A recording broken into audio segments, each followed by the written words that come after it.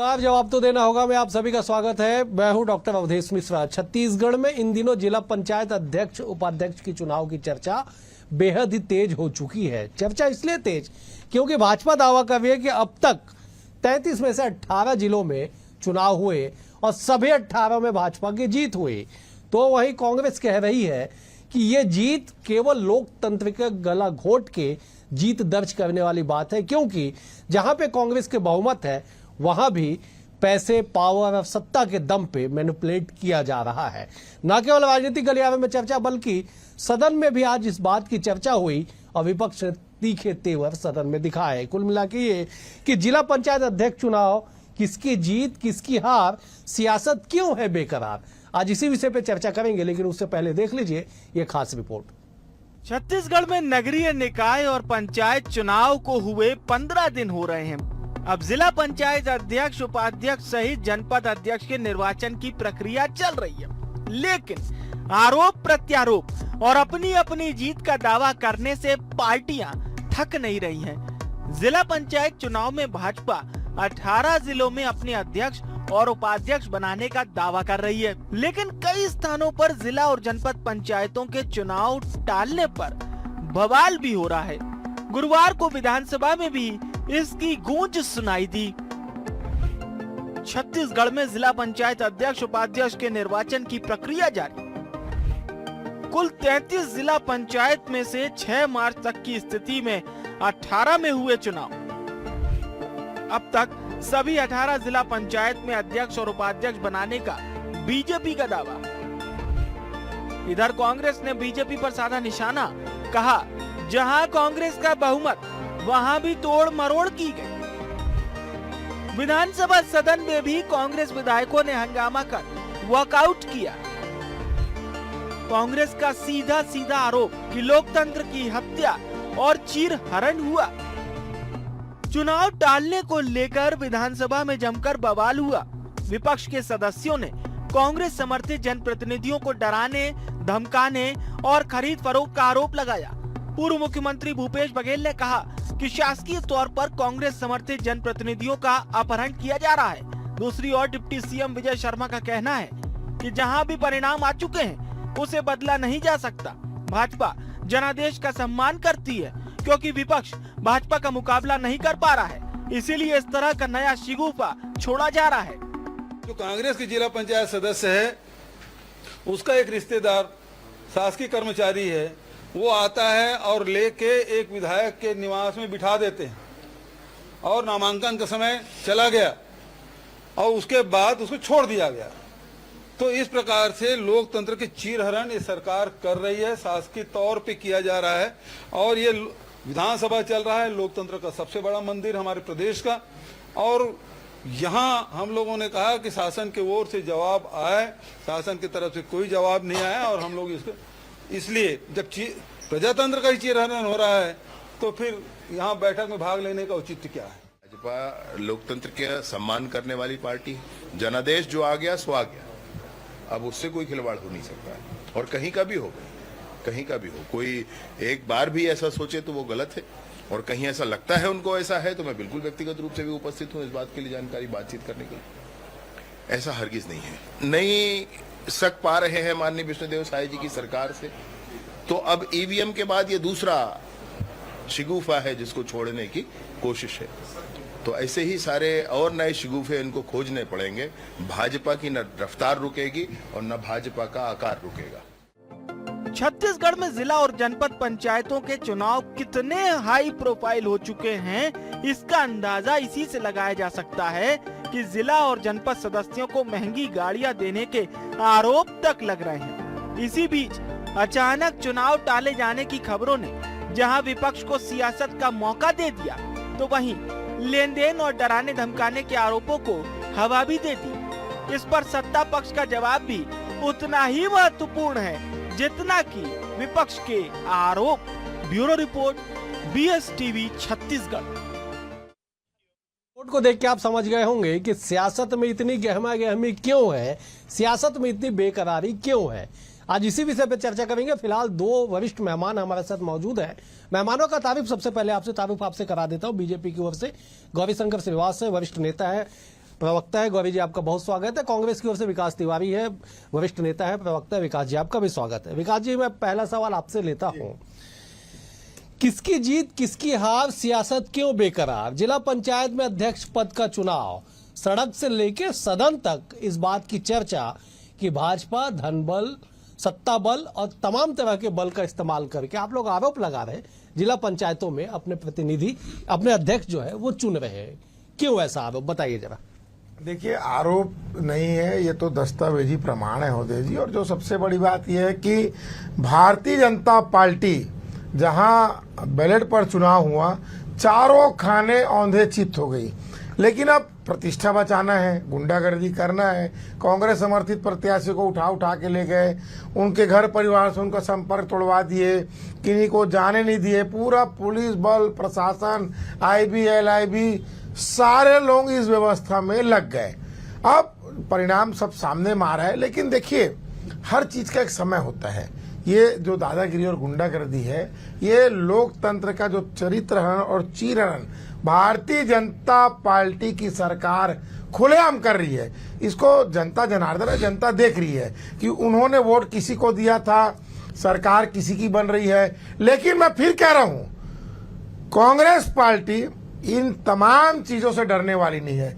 मजबूत विपक्ष के रूप में हर बात को हम उठाएंगे और आगे भी भारतीय जनता पार्टी के कुकर्मों को हम सामने लाएंगे। ठीक है गौरी जी, सीधे जवाब दीजिए कि धन बल, सत्ता बल, दादागिरी, गुंडागर्दी लोकतंत्र का चीरहरण, बड़े महत्वपूर्ण शब्दों का इस्तेमाल विकास जी ने किया है। जवाब दीजिए, क्यों ऐसा? जब इस प्रकार की बातें आती है तो मुझे कांग्रेस पार्टी को आईना दिखाना पड़ता है कि आपातकाल लगाकर किस प्रकार से लोकतंत्र के चेहरे पे कालिक पोता गया। लोकतंत्र के हत्यारे जब इस प्रकार की बातें कहते हैं तो मुझे कालांतर में इनको खड़ा करना पड़ता है। और सबसे महत्वपूर्ण बात यह है कि नगरीय निकाय चुनाव निपट गया है और नगरीय निकाय चुनाव के साथ साथ कांग्रेस पार्टी भी निपट चुकी है और ईवीएम का बहाना बचा नहीं। वो कहते थे कि बैलेट पेपर पर चुनाव होना चाहिए, तो अब क्या नया बहाना है? तो गुंडागर्दी, धन बल, गाड़ी घोड़ा, पैसा, ये तमाम बातें ये तो कहना पड़ेगा ना उधर जी। ये नहीं बोलेंगे तो बचा क्या है? क्योंकि कांग्रेस पार्टी अब जमीन में नहीं, सिर्फ टीवी टेलीविजन तक ही सीमित हो गई है। पार्टी में ना कार्यकर्ता बचे हैं, ना नेता बचे हैं। कुर्ता फाड़ का दौर चल रहा है। आप ये बताइए कि जिस बैलेट पेपर का आप दम भरते थे, क्या ऐसा कारण हुआ कि जनता ने आपको नहीं चुना, जनता ने आपको वोट नहीं दिया? और अब इस प्रकार का आप दावा करके अपने कार्यकर्ता, अपने प्रत्याशी और अपनी पार्टी का भी अपमान कर रहे हैं। और मुझे अच्छी तरह याद है, ये कहा जा रहा है कि भाई कल कांग्रेस पार्टी का जिला पंचायत का अध्यक्ष गायब हो गया, जो उम्मीदवार था। कोई भी कांग्रेस पार्टी का कार्यकर्ता, नेता, यहाँ तक जो कांग्रेस पार्टी के राजीव भवन में जो कर्मचारी होगा, वो भी जाकर निर्वाचन आयोग में दस्तक नहीं दिया। सोचिए कितनी गंभीर विषय है। मतलब प्रत्याशी के साथ अगर हो सकता है कि गलत हो भी रहा होगा तो कोई कांग्रेस से खड़े होने वाला भी नहीं है। निर्वाचन आयोग का इनका सेल गायब है। प्रदेश अध्यक्ष सिर्फ बयान तक, मैं बोला ना, सिर्फ टीवी तक बचे हैं लोग। कुछ दिन बाद हो सकता है कांग्रेस पार्टी के प्रवक्ता टीवी भी छोड़ के भागने लग जाए, क्योंकि कहने को कुछ बचा नहीं है। राज्य में कांग्रेस पार्टी की स्थिति दिन प्रतिदिन बहुत ज्यादा दयनीय होती जा रही है और ये बिल्कुल भी लोकतंत्र के लिए अच्छा नहीं है। जनता ने विष्णुदेव जी के सुशासन पे मुहर लगाया है। जिला पंचायत में सारी चीज आपके सामने आ रही है।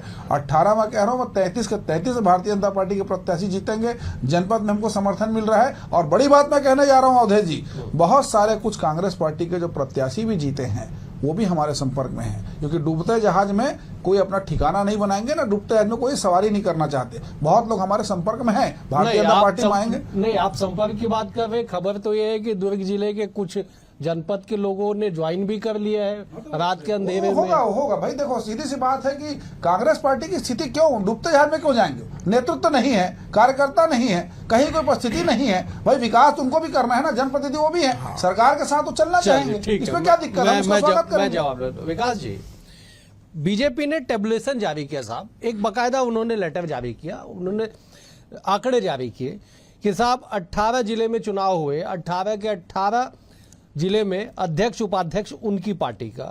जनपद 146 जनपद में से 109 में चुनाव हुए, 100 में उपाध्यक्ष उनके बीजेपी के और 98 में अध्यक्ष उनके।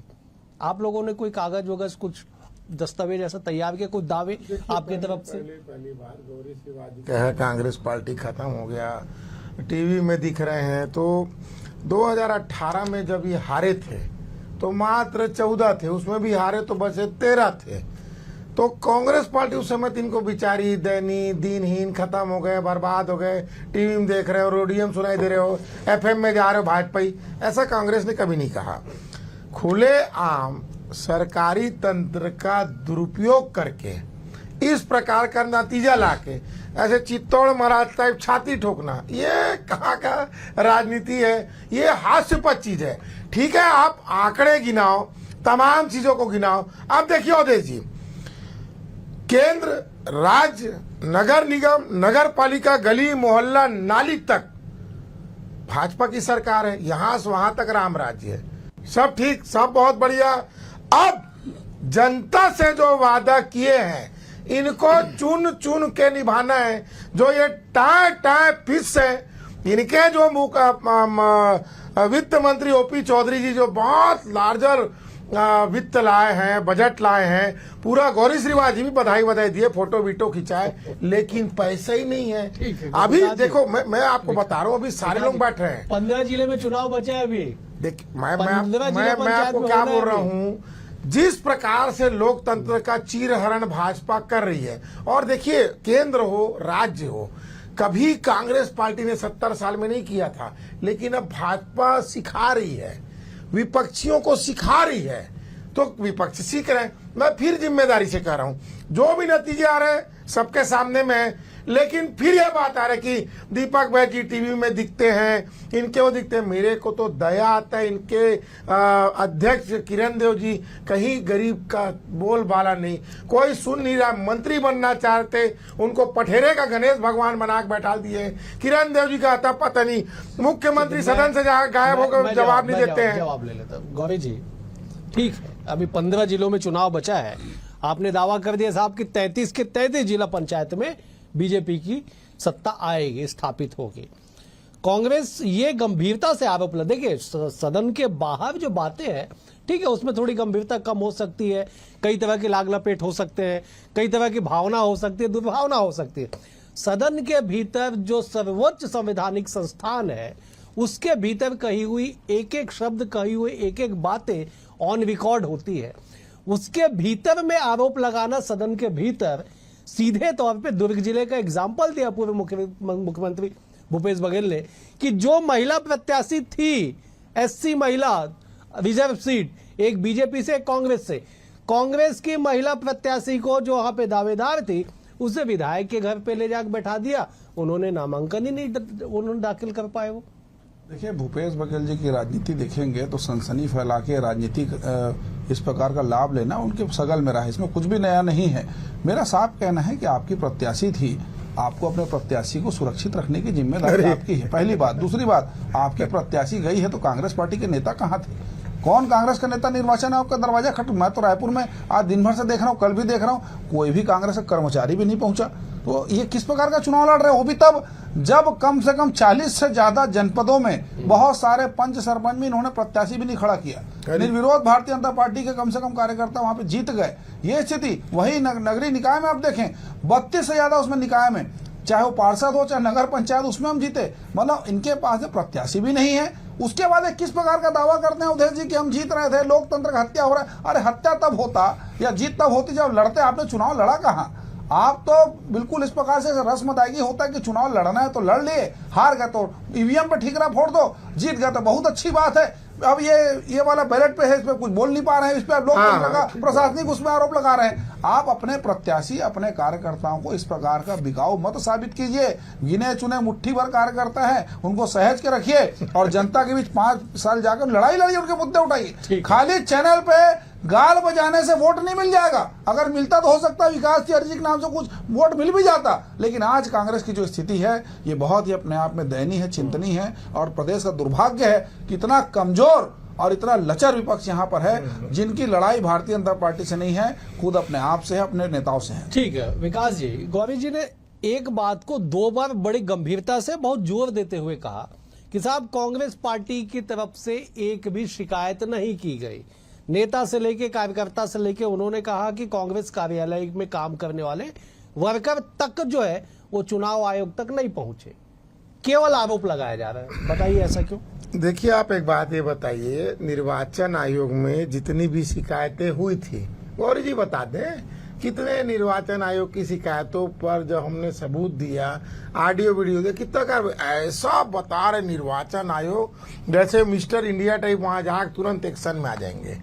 गौरी श्रीवास को मैं साधुवाद देता हूँ, ये मान तो रहे कम से कम कि हम लेके जा रहे हैं, उठा रहे हैं, विधायक क्या रख रहे हैं, एक आदमी निर्वाचन आयोग में बैठा के रखे, आप लोग शिकायत करो। देखो अब उन्होंने कहा मान, सुनिए तो ये माने हैं मेरे पास, इसका मैं वीडियो रखा हुआ हूँ। मैं गौरी जी के पास आता हूँ तो पूरा वीडियो लेकर आता हूँ, पिछले डिबेट की बात है।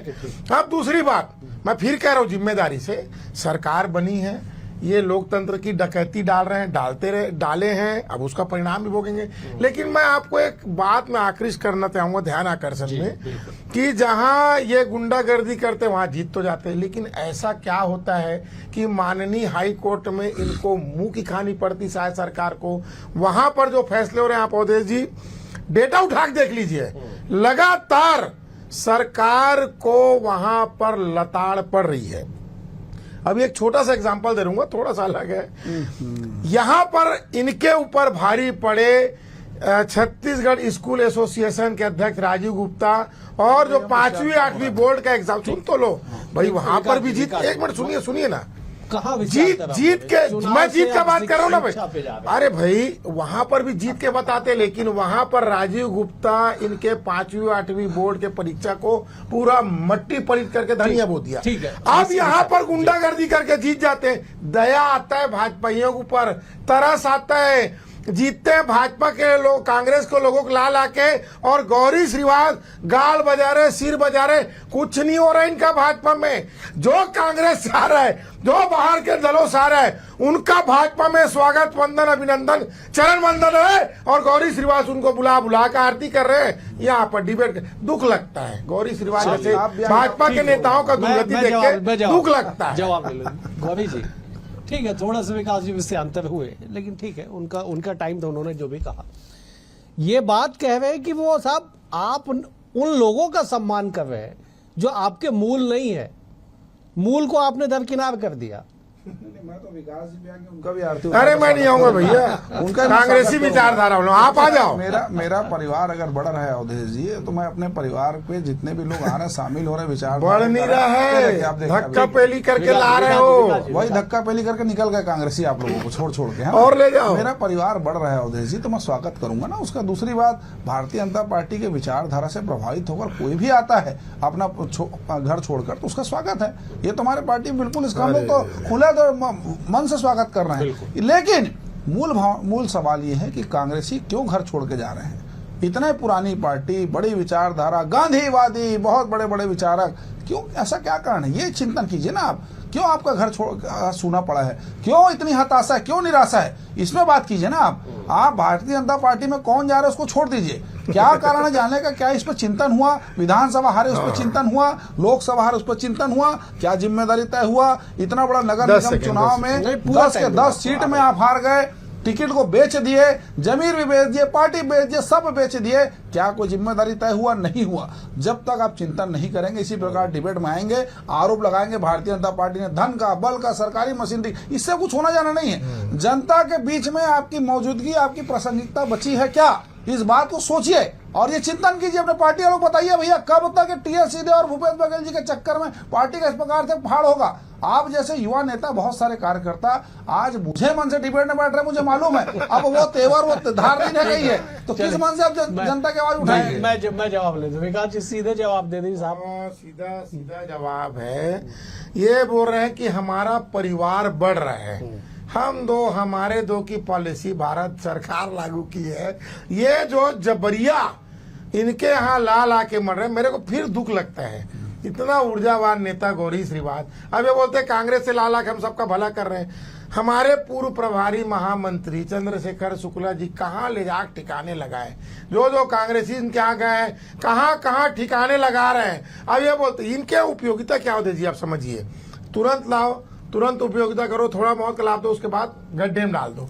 लेकिन इस कारण भारतीय जनता पार्टी के जो गौरी श्रीवास जैसे मूल कार्यकर्ता हैं, इनका अपमान ये सह के चेहरे में इनके देखिए झाइयां पड़ गई है। और पूरी सरकार को ओएसडी चला रहे हैं, आईएएस लोग चला रहे हैं, भद्द पिटवा रहे हैं, न्यायपालिका में लात खा रहे हैं, और जहां पर गुंडागर्दी करना है, दादागिरी करना ठीक है, है। वहां पर ये धन बल का, दादागिरी का प्रयोग आप करके करिए। जनमत ठीक है। का ये चेंज कर रहे हैं। फिर मैं जिम्मेदारी से कह रहा हूं कि जो कांग्रेस से और अन्य दल से आ रहे हैं गौरी जी, आपके बड़े परिवार में पहले आप अपना व्यवस्था कर लो। राजनीति तो ऐसा कोई दुकानदारी ठीक है, विकास जी, विकास जी। लेकिन मेरा ये कहना है, विकास जी बहुत साधारण सा सवाल है जी। साहब।